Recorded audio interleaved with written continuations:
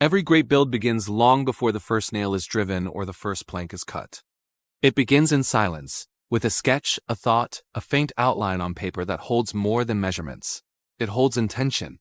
You see, building isn't just about shaping wood or pouring concrete, it's about shaping yourself. The process of construction mirrors the human mind. Chaotic at first, then structured through patience, focus, and belief. When you draw that first line, it's not a blueprint, it's a promise. You're declaring to yourself that something invisible can become real. That simple act, taking an idea from your imagination and putting it into motion, is pure psychology. It's the builder's mind at work. Because every line on that paper is an act of faith against doubt. In the beginning, that sketch looks fragile. Lines don't quite meet, angles are off, but it's yours. It's the first attempt to organize chaos. That's where all creation begins, between uncertainty and vision. And this is the first psychological challenge every builder faces, the fear that the idea wants to hold up in reality. Most people stop right there. Builders don't. They push through that self-doubt and start cutting, shaping, assembling, knowing full well that the first version will never be perfect. When you move from sketch to structure, you start realizing something powerful. The act of building isn't just about construction. It's about control. The human mind craves order, and a good build gives it exactly that. You take raw, unpredictable materials and make them fit into a vision. It's almost therapeutic. Every cut brings clarity. Every screw reinforces focus. Every level check calms the mind. And yet, every builder learns that control is an illusion. Because no matter how perfect your plans are, reality always has a way of testing you. A warped board, a crooked wall, a sudden rainstorm. That's the moment where psychology becomes the deciding factor. Do you panic? Do you quit? Or do you adapt? Real builders adapt. They understand that frustration isn't failure, it's feedback. Every setback is a test of mental endurance, not just skill. There's something deeply meditative about the process too.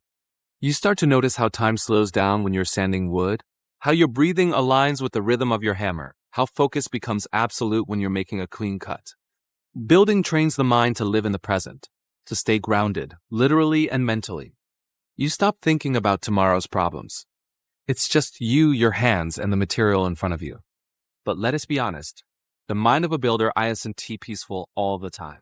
It's filled with frustration, impatience, self-doubt. You'll stare at a crooked frame and feel defeated. You'll redo the same cut 3 times and question if you're even capable. That's where the psychology truly matters. Building teaches you emotional regulation, how to slow down your reactions, how to think with your hands, and how to replace frustration with curiosity. You stop asking, why did this go wrong? And start asking, what can I learn from this? That single mental shift changes everything. Over time, something unexpected happens. The same process that builds walls and roofs starts building resilience. You begin to trust yourself, not because everything goes right, but because you've survived everything that's gone wrong. That's the builder's confidence. It doesn't come from perfection, it comes from persistence. There's also the creative psychology, the vision. Builders don't just see what's there, they see what could be. They walk into an empty lot and imagine a cabin. They see a pile of wood and imagine a desk. That imagination, that capacity to project meaning onto raw matter, is uniquely human. It's what separates a builder from a worker. A worker follows a plan. A builder creates one. Even after years of experience, I still find myself sketching late at night. Not because I have to, but because I need to. The sketch is a release. That's how you take the noise in your head and turn it into lines you can manage. The build is the proof, the physical manifestation of a mental breakthrough. You finish the project, stand back, and realize you've built more than a structure. You've built order out of chaos. You've built patience. You've built identity. The psychology of building is, at its core, about transformation. The materials change, yes, but so do you. You begin as someone uncertain, questioning every step. By the time you're done, you've internalized discipline, focus, and humility.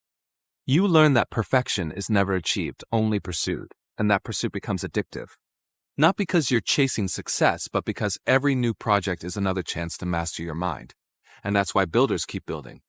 Not for the money, not for the admiration, but for the silence that comes when everything fits perfectly, when the lines from your sketch align with reality, and your mind finally says, yes, this is right.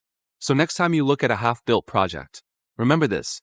It's not just wood, metal, or stone. It's psychology and motion. It's your mental blueprint slowly becoming physical truth. Building isn't just what you do, it's how you think. And if you can master the patience, focus, and persistence it takes to turn a sketch into a structure, you can build anything.